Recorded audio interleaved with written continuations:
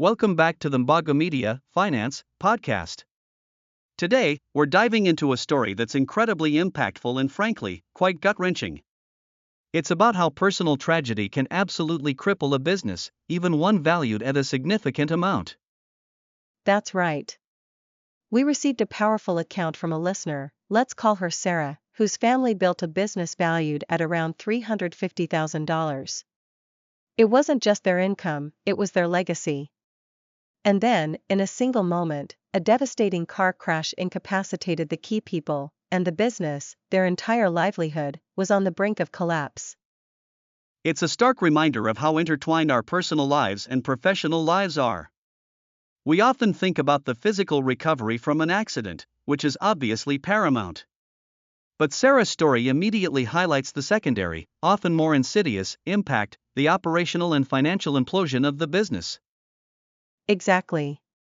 Imagine being the engine of your business, the client relations, the management, the critical decisions, and suddenly you can't do any of it.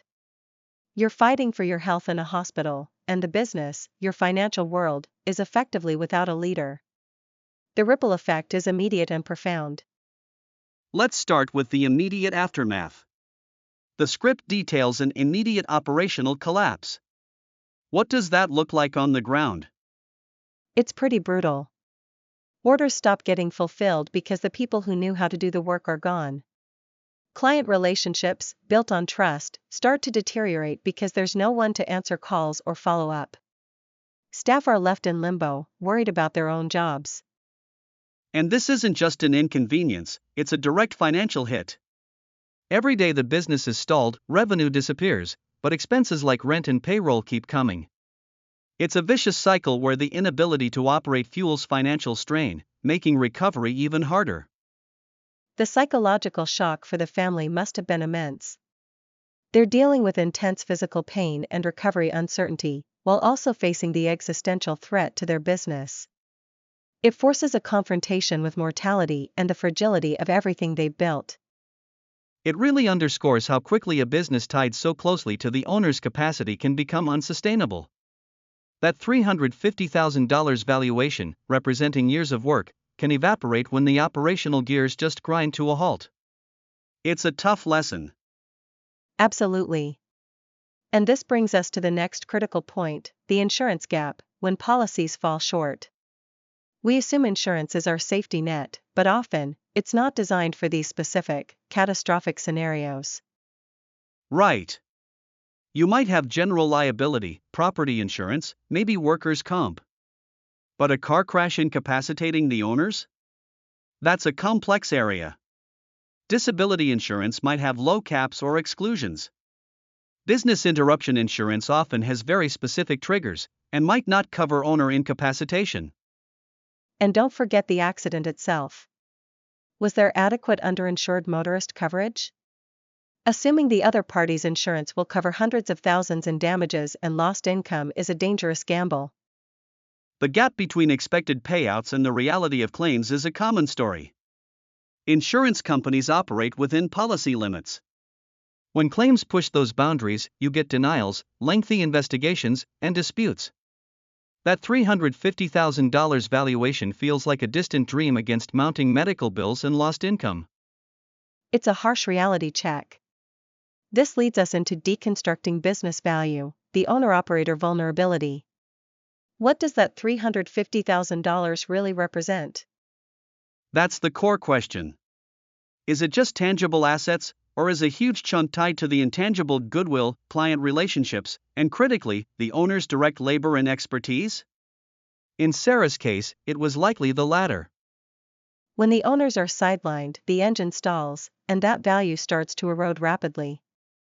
This model, where the business can't function without the owners, is incredibly vulnerable. It's like a house of cards built on their well-being.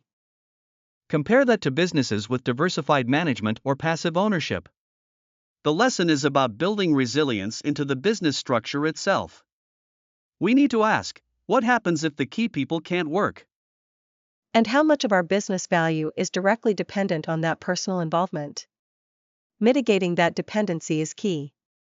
This ties directly into the cascading financial and emotional fallout.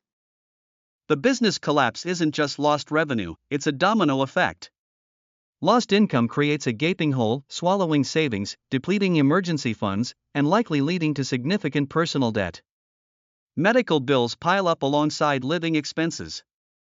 And it impacts employees too, jeopardizing their livelihoods.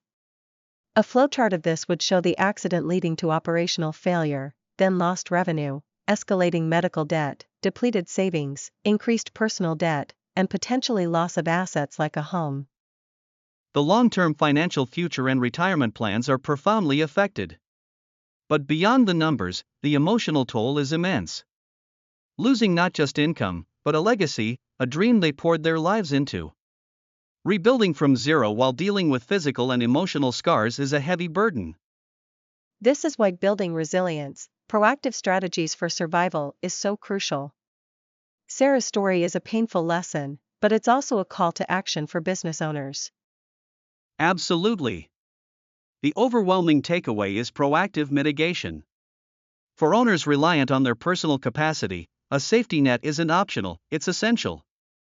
This means prioritizing the right insurance. Beyond the basics, think comprehensive disability with high limits and extended benefits. Key person insurance can be a lifeline, paying out to the business if a critical individual is lost. And ensure business interruption insurance is broad enough for various scenarios. Then there's succession planning and cross-training. If specialized knowledge rests with one or two people, what happens if they're gone? Training others to step into critical roles creates a buffer, allowing the business to continue functioning. Building substantial emergency funds, separate from operating capital, is also vital. This provides a cushion for both personal and business emergencies. Diversifying income streams, if possible, adds another layer of security. And don't underestimate the power of a strong professional network. Mentors, advisors, and peers can offer invaluable support and practical assistance during a crisis. Preparing for the worst isn't about fear, it's about strategic decisions. It's about building a business that's resilient and adaptable, capable of weathering storms. Sarah's story is a stark reminder of our vulnerability, but also a powerful impetus to protect what we've built and ensure our financial future isn't annihilated by a personal tragedy. This brings us to the conclusion: beyond the bottom line, safeguarding your legacy. It's about actionable steps, not hypotheticals. Think of it like driving, you wouldn't do it without safety features, yet many businesses operate without them. We need to look beyond standard policies. What about coverage for the loss of use of key equipment tied to specific expertise? Or cyber insurance, highlighting how interconnected modern businesses are? A breach can cripple operations just as effectively as a physical disaster. Key person insurance is incredibly relevant. A policy taken out by the business on its most vital employees, often the owners. If that key person dies or becomes disabled, the policy pays out to the business, providing capital to survive, hire replacements, or cover lost revenue. For Sarah's family, this could have been a critical buffer, keeping the lights on while they focused on recovery. It's an investment that pays dividends when the unthinkable happens. Then there's the power of documentation and operational standardization. If critical knowledge resides solely with the owners, their absence creates a knowledge vacuum. Detailed manuals, SOPs, and video tutorials can democratize that knowledge. This allows less experienced employees to step in or provides a roadmap for quick learning. It's about creating a business that can function, even partially, without its star players. Consider a disaster recovery plan for your business, not just for physical damage, but for the absence of key people. Who has access to accounts? Who can sign checks? Who speaks to clients? A clear, documented plan accessible to trusted individuals prevents chaos. It's about contingency plans for your contingency plans. And we can't forget the human element.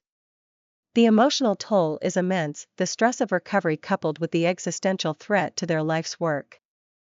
This is where a strong support system becomes invaluable. Friends, family, mentors, professional counselors, they provide the emotional scaffolding. Prioritizing mental and emotional well-being is as critical as any insurance policy.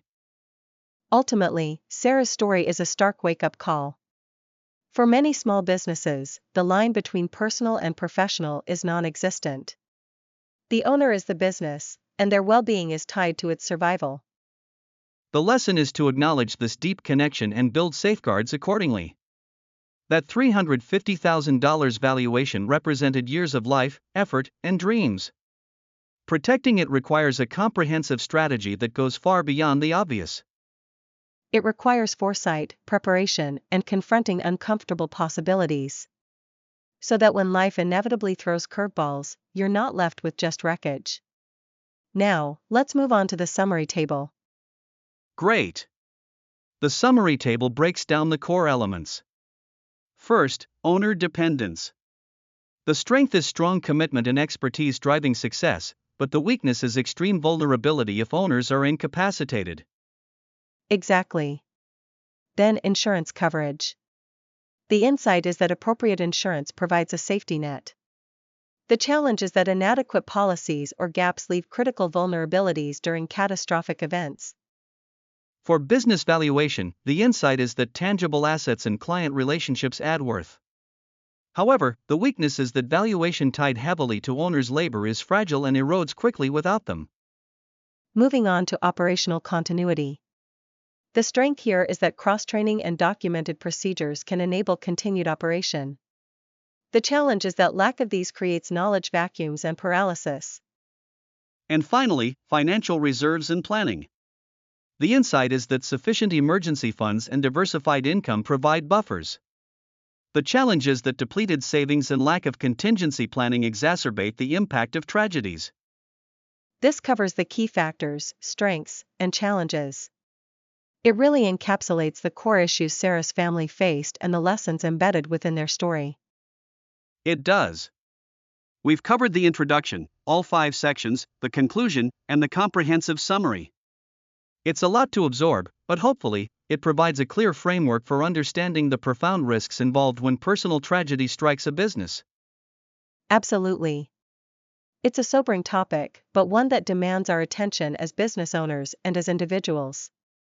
Thanks for walking through this incredibly important story with us.